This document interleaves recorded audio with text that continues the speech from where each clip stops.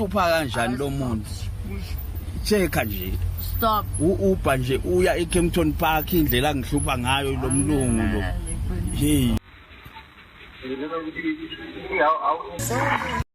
Welcome to another reaction video with me, Ehailling. What you just witnessed, those two videos highlight the hidden truth of what drivers experience when they're working in Ehailling. The first video, you can see a lady rubbing on a driver. Mind you, this guy doesn't know this lady.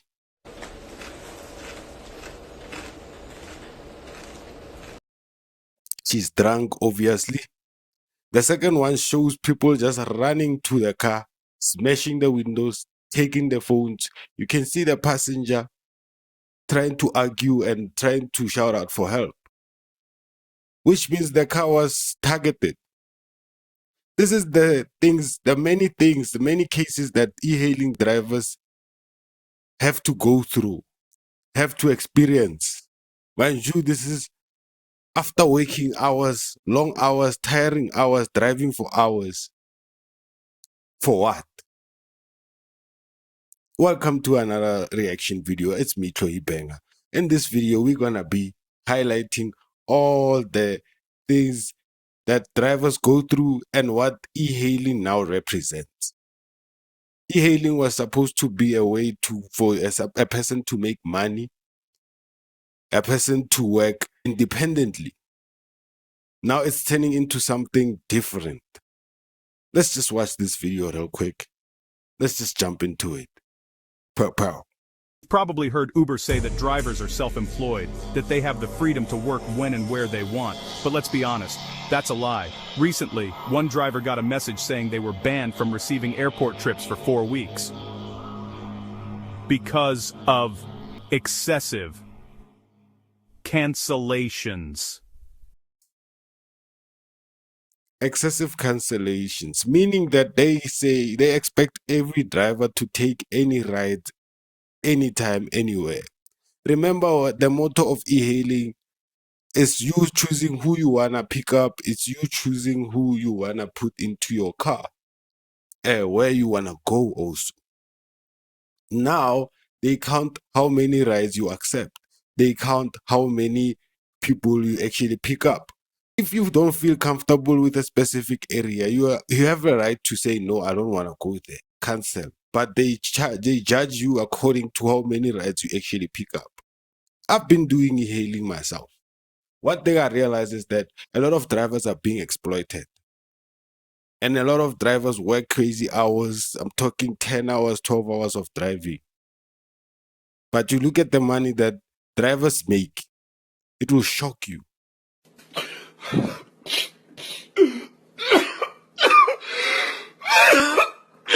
It will shock you. 4 weeks. No warning, no chance to appeal. Is that freedom or digital punishment? The truth is, Uber drivers don't work with Uber. They work for Uber. The algorithm is the real boss. It tells you which jobs to take, when to drive, how to behave, and if you dare to cancel too many trips, you get punished. That's not self-employment. That's algorithmic control. What? Bro, what are you talking about, man? And the airport ban. That's brutal. Airport runs are some of the best paying jobs drivers get. Losing them for a month means losing rent money, food money, maybe even the ability to keep the car running. And the system doesn't care why a trip was canceled. Maybe it wasn't safe. Maybe the passenger was rude. Maybe the fare wasn't even fair. None of that matters. You're guilty the moment the algorithm says so. Uber calls drivers partners, but let's call it what it is. Exploitation disguised as opportunity. The drivers take all the risks. That's a fact. The insurance, the maintenance, the taxes. Uber takes the profits. And when things go wrong, the company hides behind the idea that you're self-employed.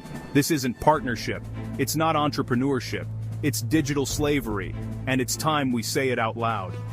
Drivers deserve fair treatment, real rights, and protection from corporate abuse. Because without drivers, there is no... That video says it all. Like in the world of Ehailling, you don't have control as the driver.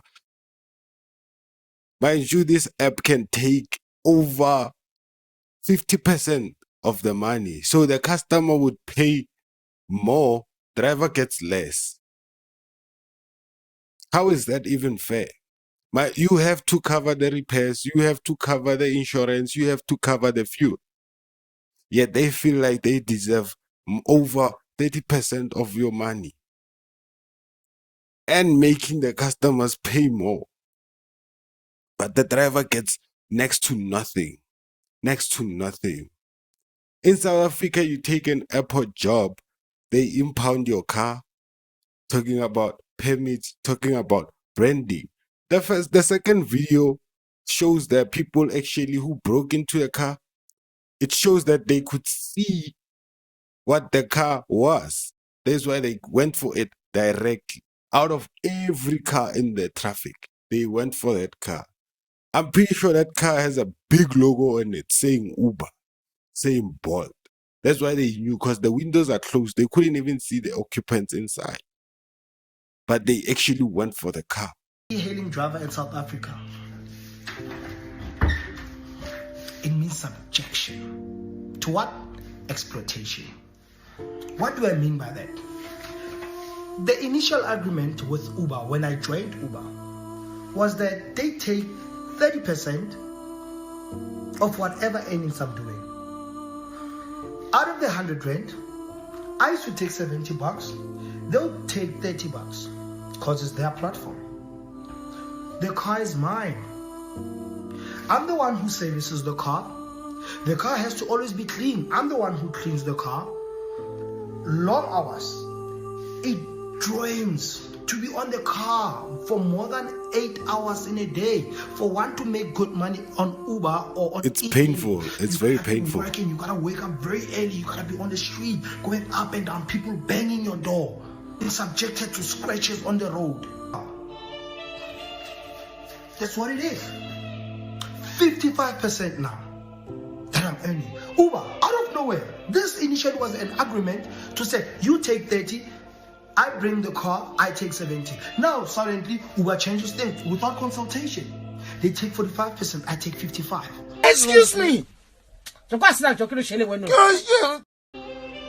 I'm the one who's servicing the car all the time. The cars are always breaking down because you are going up and down every day. The tires, the service, the cleaning of the car, people banging your doors, and you can't say anything about that.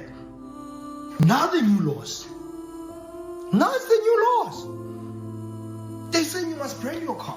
It's no longer my car. It's free marketing for Uber. Everywhere where I go, everybody's gonna see that this is an Uber car. It's not Uber's car, it's my car. Why is it branded Uber? Why is it branded Uber? Because it's not theirs. It's free marketing, literally free marketing. What am I getting out of that? Nothing.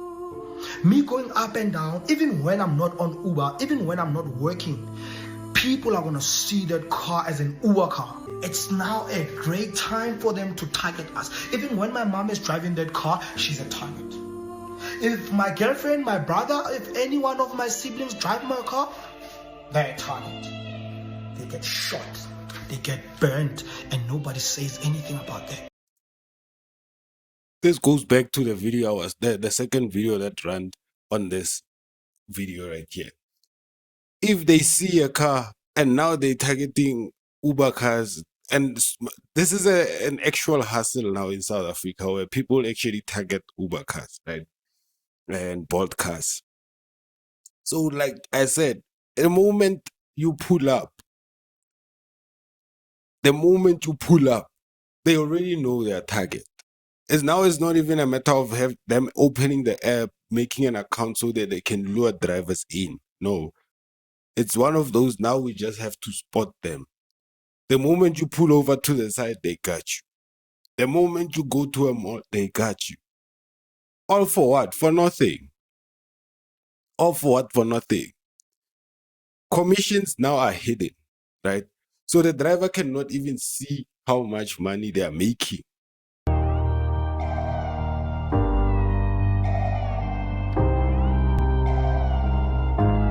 How much money they are making. And I'm talking about the app. All you're going to see is the amount that you're going to get. How much the app takes, they hide it. They hide it. And it fluctuates with every passing day, every passing hour. Exploitation. Now they say you should brand your car. Now they say how are these laws even benefiting the driver? Not you ask every driver out there, no one even understands how these laws actually benefit the driver in any way. So when it comes to e-hailing, I feel like the market has died out, saturation kicked in. Now it's no longer lucrative. If someone asks me today and they find me driving and say, is it a good time? I say no. Honestly speaking, I say no, because what's the point anymore? There's no point. It's so sad. Now it's not even worth it anymore to be in this business. The guy in Papon, he got killed. What did they do about it? Nothing. Saying, no, we are doing investigations. It's just going to end like that. Just like with every other driver that has been killed. It's so sad, mate. I quit. I'd rather go do my painting jobs. I've got other companies to focus on. But the exploitation, yeah, Uber, I can never. How's this whole thing solving a problem? Bringing all these new laws that they're bringing, how is it solving one being subjected to crime? You get robbed. You can lose your car. You can lose your life. For what? For exploitation. I'm done. I'm out. Thanks, guys. To whoever whom I had a really great conversation with on an Uber, right? Thank you very much. It was great meeting you guys. But I'm signing. Tell me what you think. Don't forget to hit the subscribe button. It's your boy Troy Banger. Until the next video, guys. Simunandi. Ololo.